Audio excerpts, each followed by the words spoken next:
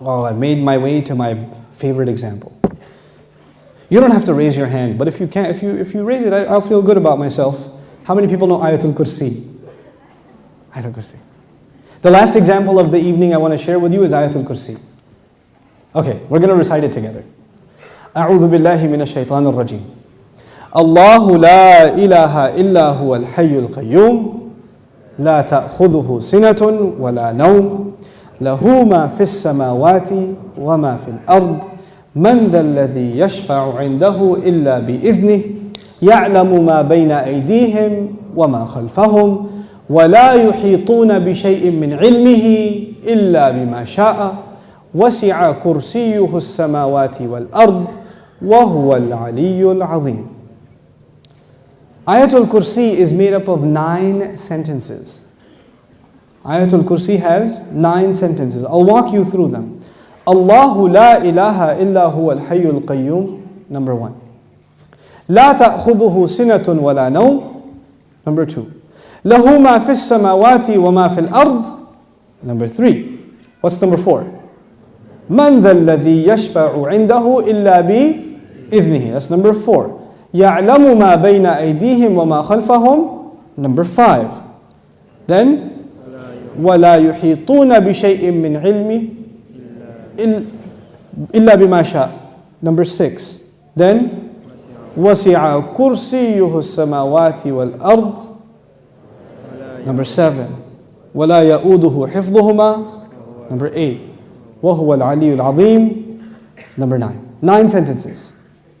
The first sentence is Allahu la ilaha illa huwa al-hayyul qayyum. It's a beautiful sentence which ends with 2 of Allah's names. What are those 2 names? Al-Hayy, Al-Qayyum, the living and the source of all establishment. Everything stands and exists and is maintained because of Allah. What's incredible is that the last sentence, sentence number 1, has something in common with sentence number 9, which is وَهُوَ الْعَلِيُّ Azim. How many names of Allah in the last sentence? 2 names of Allah in the first sentence, 2 names of Allah in the last sentence. Okay. What's the second sentence? Before I go to the second sentence, let me tell you something about security. Security guards have a very hard job. You see those British guys that wear the funny hats at the towers? That can't smirk? It's a hard job. And one of the best jobs for college students. But if you get a if you're in security, you have to sit in your booth. You have to stare at the CCTV for hours and hours. And does it move? It's the same picture. And you have to look at it for 12 hours, 8 hours. It's the most exciting thing you've ever done in your life. What tends to happen when you're guarding something? You tend to get sleepy. You tend to get tired. When you're guarding something, you tend to you'll see, of course you don't watch movies because you're very religious, but but in movies they have these things called movies, and then sometimes they have an action movie and the guy is trying to get inside a place, but it has a security guard, but the security guard is, so he grabs him, and he gets inside because the security guard is getting sleepy. You understand? Okay. Allah Azza wa Jal says about Himself, لا تأخذه سنة ولا نوم. Drowsiness. Drowsiness happens when you're tired. Your eyes start kind of closing a little bit. You're not sleeping, but you're kind of half sleeping like that guy over there. I'm kidding. But you're half sleeping. That's sina. And of course, what happens after that? What's the next step? No. First comes sina. Sina is like, when you go to Jumu'ah and the khatib says, Inna alhamdulillah, alladhi nahmaduhu, nasta'in. Like that's sina. Okay? By the time he gets to Ayyuhal ikhwatul kiram, that's known. Okay? That's known. Okay, so you know the difference between sina and known. Drowsiness and then sleep. Okay. This is the second sentence. The second sentence is, these are things that creation has. Creation gets tired and it starts getting drowsy and eventually it falls to sleep.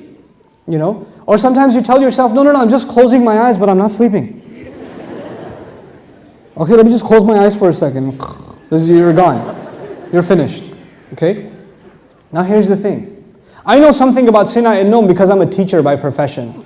Right? So being a teacher is, you might as well do a PhD in sleep sciences or sleep studies, because you see students like, you know how people check out of a hotel? You can see their brains checking out.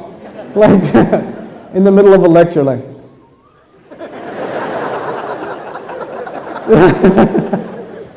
It's the best.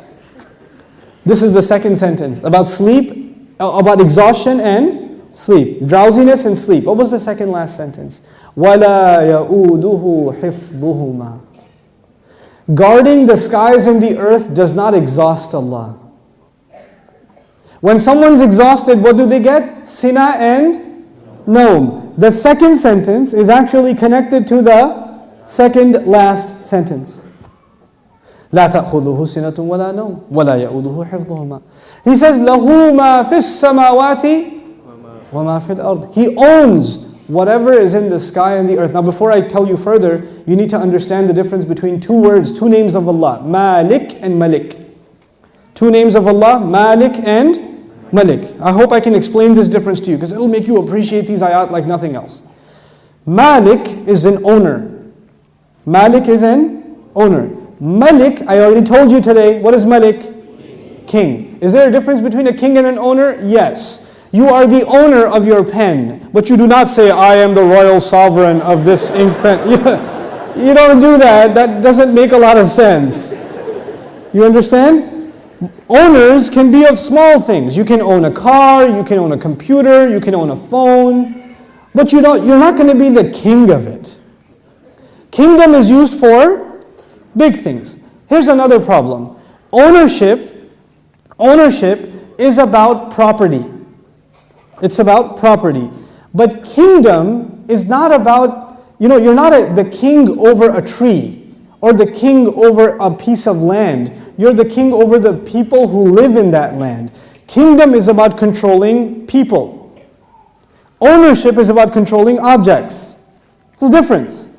Now Allah says, لَهُ مَا فِي السَّمَاوَاتِ وَمَا فِي الْأَرْضِ. He owns whatever is in the skies and the earth. What is the ayah about?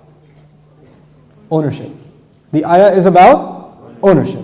And ownership, one thing about ownership, it's micro. So every single thing is owned by Allah. Okay. What's the third last sentence? Anyone remember? وَسِعَ كُرْسِيُّهُ السَّمَاوَاتِ وَالْأَرْضِ. His throne extends to the skies and the earth. When Allah talks about His throne, He's talking about His kingdom. One dimension of control is ownership. The other dimension is kingdom. Both completing the picture.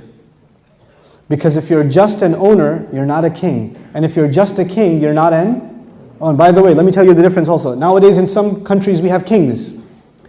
You can be the king of an island. But does that mean you own everything in that island? No. Allah is the owner of all things and the king of all things. Both of them are necessary. Just because you own, and by the way, it could be that somebody owns all the property but they're not the king. Is that possible? They own the property but the king is someone else. So they have property ownership but somebody else has authority. Or somebody has authority and no property ownership. But Allah is Malik and He is Malik. The Malik part of Allah's attribute, لَهُ مَا فِي السَّمَاوَاتِ وَمَا فِي الْأَرْضِ. Third sentence. The kingdom of Allah, وَسِعَ كُرْسِيُّهُ السَّمَاوَاتِ وَالْأَرْضِ. Okay. What's the fourth sentence? Let's go back. Allahu la ilaha illa huwa al-hayyul qayyum. La ta'khudhuhu sinatun wa la nawm. Lahu ma fi as-samawati wa ma fi al-ard. What's next? Man dha alladhi yashfa'u 'indahu illa bi idhnihi. Let's understand this ayah first. Who will come and make shafa'ah with Allah except unless He gives permission? In other words, what is shafa'ah? Shafa'ah, if you don't understand the concept, because we use big English words like intercession. But let's make it simple. Shafa'ah means you got connections. Shafa'ah means that you were about to lose your job, but your uncle is the manager and he came and said, no, he's with me. Okay, Balo. He's good. That's shafa'ah.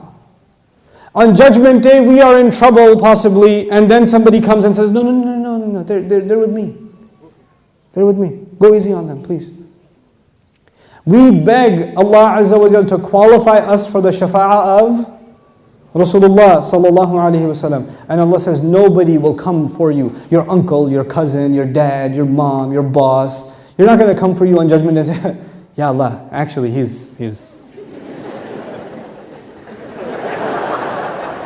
not going to happen on that day. We're good. You know, nowadays you can do that. They're with me, VIP pass, so you can go inside. No, not over there. There's no VIP ticket. Except, the only exception is if Allah gives permission. So this ayah is about nobody having any authority unless Allah gives it to them.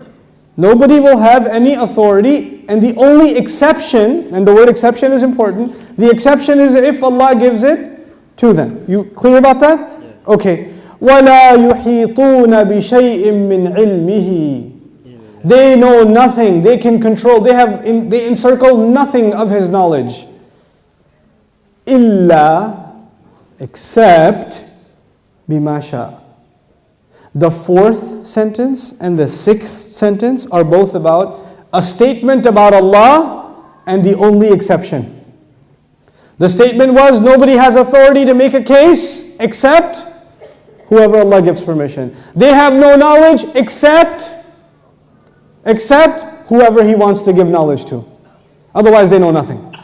وَلَا يُحِيطُونَ بِشَيْءٍ مِّنْ عِلْمِهِ إِلَّا بِمَا شَاءَ. The fourth and the sixth sentence are correlated. The first and the ninth, the second and the eighth, the third and the seventh, the fourth and the sixth. What's left? Middle sentence? Yes. He says, يَعْلَمُ مَا بَيْنَ أَيْدِيهِمْ وَمَا خَلْفَهُمْ. Oh my God, He says He knows what is ahead of them and what is behind them.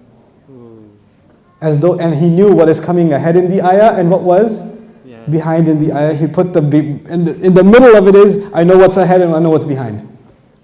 Who speaks like that? Who speaks like that? SubhanAllah. The way in which Allah talks, the way in which Allah delivered this speech. And I want you to be cognizant of a fact. The fact is, we now read the Quran as a book. We read it as a text. We say sentence number 1, 2, 3, 4, 5, 6, 7, 8, 9. Did the Sahaba do that? Did the Rasul himself, sallallahu alayhi wasallam, says, look at sentence number 1 and sentence number 9 and 2 and 8 and 3 and 7? No, because he was just what? Speaking. He was speaking the Quran. We are able to see these things when they're put in writing. The Quran was so perfect when it was being given in speech. And which has more possibility of mistake? When you write something or when you say something? Oh man, when you say something, it's hard to take it back. Especially if it's on YouTube. That's hard. But if you're writing a nasty email, then you can, before you hit send, erase that and just say Eid Mubarak and then send it. You have a chance to take it back. But when you're saying something, it's done. There's no room to edit. There's no room to fix. Allah Azza wa Jal revealed this Quran not in writing. He revealed it in speech. He revealed it in speech. You know, I've sat with linguists, non-Muslim linguists, and I've shared some of these things with them, and they refuse to believe that the Quran is spoken. They refuse to believe it. They say it has to be written. It can't be spoken. I was like, you're right, it is written, just not in this world. It is written. Yes. You know, it's fi lawh al-mahfuz. It is written. But it was given to Rasulullah as speech. So it would become very clear to anybody who listens, this cannot be from a human being.